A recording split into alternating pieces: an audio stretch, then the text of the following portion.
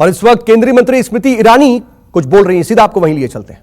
देश की investigative agencies का, दिल्ली की हाईकोर्ट का अपमान ना करें।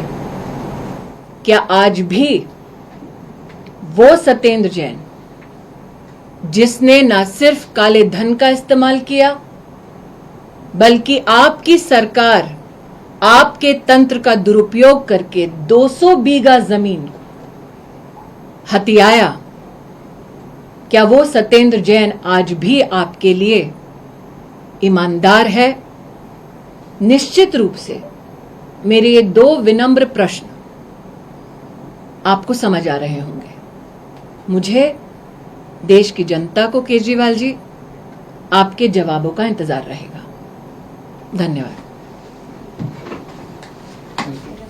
तो आप सुन रहे थे केंद्रीय मंत्री स्मृति ईरानी को। दरअसल दिल्ली में सत्येंद्र जैन की गिरफ्तारी पर सवाल खड़े करती हुई जो सवाल आम आदमी पार्टी की तरफ से खड़े किए गए उस पर पलटवार करती हुई स्मृति ईरानी नजर आ रही थी। सत्येंद्र जैन पर अब तक क्यों चुप थे अरविंद केजरीवाल और सत्येंद्र जैन को क्लीन चिट क्यों दी जा रही है आम आदमी पार्टी की तरफ से, स्मृति ईरानी ने ये गंभीर आरोप लगाए।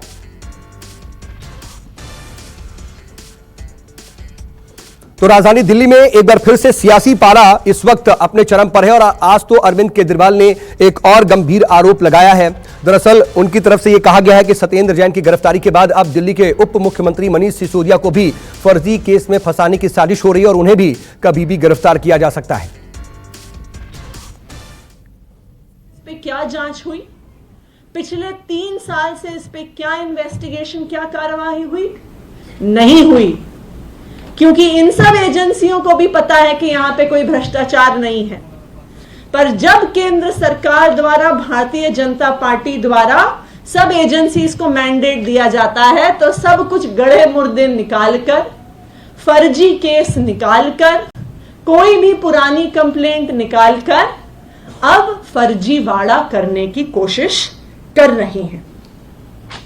पहले सत्येंद्र जैन जी पर फर्जी केस होते हैं, अब मनीष सिसोदिया जी पर फर्जी केस का प्रयास होता है। कौन है ये सत्येंद्र जैन और मनीष सिसोदिया? क्यों पड़ी है केंद्र सरकार इनके पीछे? केंद्र सरकार इनके पीछे इसलिए पड़ी है क्योंकि मनीष सिसोदिया जी वो शिक्षा मंत्री हैं जिन्होंने दिल्ली के गरीब बच्चों को, दिल्ली के 18 लाख बच्चों को अच्छी शिक्षा दी है।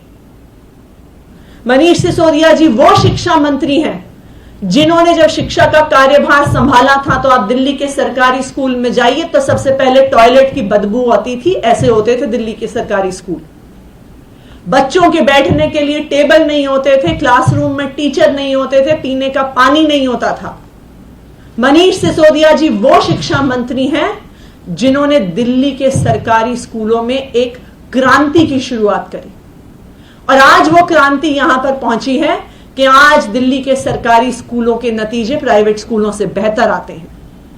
आज दिल्ली के सरकारी स्कूलों के बच्चे आईआईटी, जेईई, नीट क्लियर करके देश के बड़े बड़े कॉलेज में जाते हैं।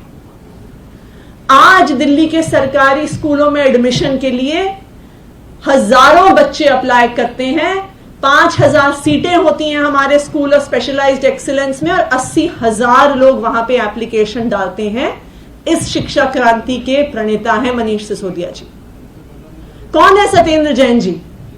सत्येंद्र जैन जी वो स्वास्थ्य मंत्री हैं जिन्होंने हर दिल्ली वाले को अच्छी स्वास्थ्य की व्यवस्था बिना कोई भी पैसा खर्च किए दी जा सकती है, उसका मॉडल देश के सामने, दुनिया के सामने रखा है। वरना आप याद करिए, एक बीमारी के लिए एक परिवार को अपने सारे गहने गिरवी रखने पड़ते थे, अपनी जमीन बेचनी पड़ती थी, अपना घर बेचना पड़ जाता था जब प्राइवेट अस्पतालों में लाखों रुपए के इलाज कराने पड़ते थे। ये वो सत्येंद्र जैन जी हैं जिन्होंने हर दिल्ली वाले को फ्री इलाज की सुविधा दी है। ये वो सत्येंद्र जैन जी हैं जिनका मोहल्ला क्लिनिक का मॉडल पिछले 2 महीने में 3 चीफ मिनिस्टर देख के गए हैं। ये वो सत्येंद्र जैन जी हैं जिनकी मोहल्ला क्लिनिक में फ्री दवाई मिलता है, फ्री टेस्ट मिलता है, फ्री इलाज होता है। और आज दुनिया पहचान रही है दिल्ली के इस मॉडल को। जब वर्ल्ड इकोनॉमिक फोरम में चर्चा होती है दुनिया के विकास के बारे में तो दिल्ली सरकार के प्रतिनिधि को बुलाया जाता है। जब यूनाइटेड नेशंस में चर्चा होती है तो दिल्ली सरकार के प्रतिनिधि को बुलाया जाता है। तो आम आदमी पार्टी की नेता आतिशी मार्लेना को आप सुन रहे थे और दिल्ली में जो कुछ चल रहा है उस पर वो बीजेपी पर आरोप लगा रही थी, लेकिन आज दिल्ली के मुख्यमंत्री अरविंद केजरीवाल ने क्या कुछ नए आरोप लगाए, जरा वो भी सुन लीजिए। याद होगा मैंने कुछ महीने पहले ही बता दिया था कि केंद्र सरकार सत्येंद्र जैन को एक फर्जी केस में गिरफ्तार करने वाली है। मुझे बहुत ही विश्वसनीय सूत्रों से यह पता चला था।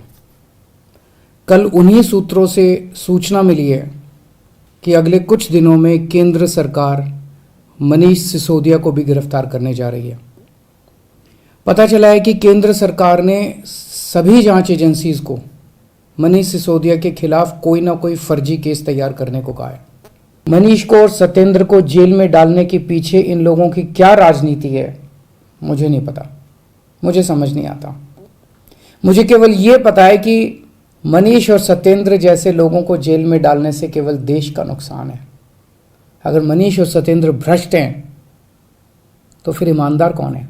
मेरी प्रधानमंत्री जी से हाथ जोड़ के विनती है, ये एक एक करके जेल में डालने की बजाय आप आम आदमी पार्टी के हम सभी मंत्रियों और सभी एमएलएज को एक साथ जेल में डाल दीजिए। सारी जांच एजेंसीज को बोल दीजिए कि एक साथ सारी जांच कर ले। आप एक एक मंत्री को गिरफ्तार करते हो, इससे जनता के कामों में बाधा होती है। एक एक केस को कई कई साल तक अलग अलग एजेंसी बस जांच ही करते रहेंगे क्या? तो फिर जनता का काम कब करेंगे हम लोग? इसलिए मेरी आपसे विनती है, हम सबको एक साथ गिरफ्तार कर लो, एक साथ सारी जांच एजेंसी से हमारी सबकी जांच करवा लो, जितनी रेड करनी है रेड कर लो, एक साथ कर लो ताकि उसके बाद हम काम कर सकें। नमस्कार, मैं हूं मानक गुप्ता। अगर आपको हमारा ये वीडियो पसंद आया हो तो इसे लाइक और शेयर जरूर करें और हाँ, हमें सब्सक्राइब और फॉलो करना ना भूलें ताकि आप देश और दुनिया की कोई खबर मिस ना करें। तो जुड़े रहिए हमारे साथ और देखते रहिए न्यूज़ 24।